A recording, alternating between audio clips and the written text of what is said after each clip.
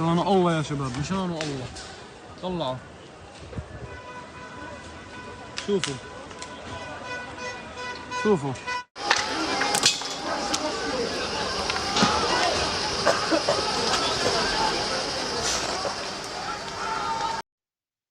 Now, what you just saw was a group of Israeli settlers who entered the West Bank town of Hawara, burning at least 15 Palestinian homes and a number of cars. And this rampage, well, it came in response to a Palestinian fatally shooting 2 Israelis some hours before.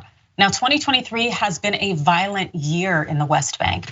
Since the start of the year, more than 60 Palestinians, militants and civilians, have been killed by Israeli forces. And on the Israeli side, 13 people have been killed in attacks, all civilians, except for a paramilitary police officer.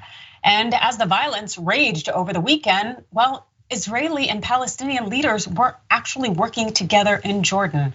Check out this headline. Israelis and Palestinians meet for talks on how to de-escalate recent wave of attacks. Now this from the BBC News. The summit in the Red Sea resort of Aqaba was called following a recent rise in deadly violence that has stoked fears of a wider conflict. It brought together Israeli and Palestinian security chiefs for the first time in many years. And the US president's top Middle East advisor, Brett McGurk, was also present. Now, the summit's official statement that came out was somewhat, I guess, it was worthy in terms of giving hope because maybe there is a chance for actually settling the conflict there. This statement, it read this: the two sides, Palestinian and Israeli, affirmed their commitment to all previous agreements between them and work towards a just and lasting peace. They reaffirmed the necessity of committing to de-escalation on the ground and to prevent further violence. It also said that they had agreed to preserve the status quo at a contested Jerusalem holy site, and that Israel had agreed to halt new settlement approvals in the occupied West Bank for 4 to 6 months. It also said both sides agreed to support confidence building steps and to meet again next month in Egypt. Now that sounds like something that we can all kind of hold some faith in, and hopefully it would move toward having an actual resolution. Rayyvana, what are your thoughts?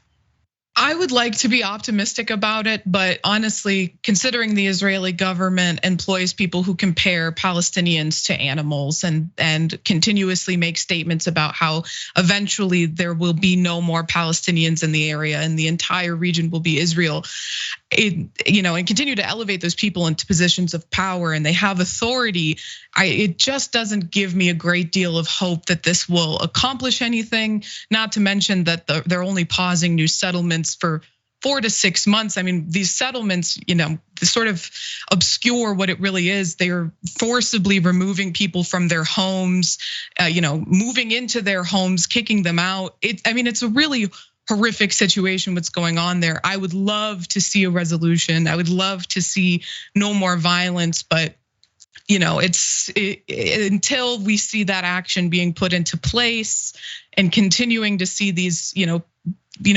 objectively racist individuals employed within the Israeli government, I have a difficult time seeing that outcome. Yeah, I think that a lot of people would probably join you on that, especially because we have both sides, at least some representatives from both sides saying, no dice, we're gonna keep it up. That's right, not everybody was on board. Hamas criticized the meeting and justified the earlier fatal shooting of the 2 Israeli men. According to the Associated Press, Hamas called Sunday's shooting a natural reaction to Israeli incursions into Palestinian areas of the West Bank and resulting deaths. The resistance in the West Bank will remain present and growing, and no plan or summit will be able to stop it, said spokesman Hazem Qasim. Also, Israel too pledged to continue fighting Palestinians in the West Bank and moving forward with settlement construction. Israeli Finance Minister Bezalel Smotrich, forgive me, I'm butchering these, but the leader of the far-right grouping in Benjamin Netanyahu's governing coalition said there will not be a freeze on construction and development in the settlement, not even for one day. He added that the Israel Defense Forces, IDF, will continue to act to counter terrorism without limitations.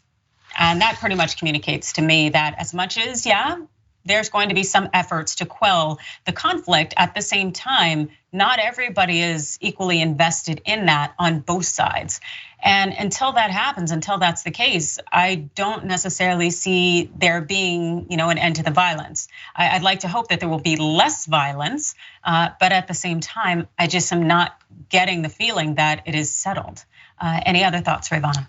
Yeah, I just think that Israel will continue to act with impunity in regards to what I believe to be a genocide in Palestine, as long as it continues to receive support from countries like its biggest allies, the United States, who have shown a complete unwillingness to hold them accountable for their actions. Even when the IDF murdered an American journalist in Palestine, they were unwilling to call out the IDF or the Israeli government more largely. So it's really and the United States sent a representative to these meetings, but if they want to show that they're serious, they need to show Israel ramifications, and it just doesn't look like that's going to happen. But that would, in my opinion, be the best case scenario if the United States finally put a firm foot down and stopped, continuous support for Israel while, pretending to disagree with the actions that it's committing.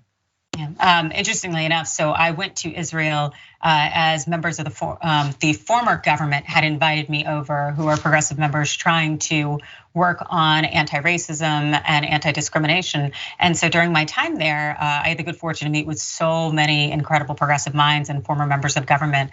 And there were a group of Israeli journalists who are pro-Palestinian there.